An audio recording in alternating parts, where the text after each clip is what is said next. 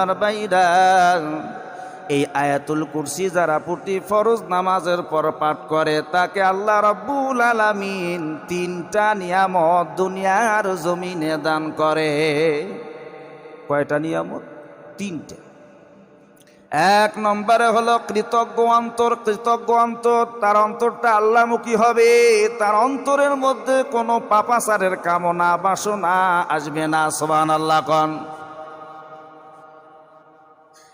হঠাৎ দাঁড়িয়ে আছেন, রাস্তা দিয়ে একটা খুব সুন্দরী যুবতী বেপরদা হয়ে চলে গেল, মনে মনে একটা পাপাচারের কামনা বাসনা অন্তরের মধ্যে আসতে পারে। শুধু এক্ষেত্রেই নয়, চুরি করার, অন্যায় করার এইরকম একটা মনে মনে কামনা বাসনা আসতে পারে।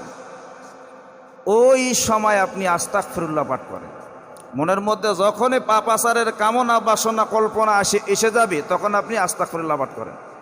আস্তাগফিরুল্লাহ আস্তাগফিরুল্লাহ পাঠ করার পরেও দেখতেছেন যে ওই সুন্দরী মহিলার চেহারাটা আমার চোখের কল্পনা থেকে যাইতেছে না, এই পাপাচারের খায়েশ আমার চোখের মধ্যে ভাসতেছে, তাহলে মনে করবেন যে আপনার পাপাচারের গভীরতাটা এত বেশি হয়ে গেছে, আস্তাগফিরুল্লাহ দিয়ে কোনো কাজ হচ্ছে না।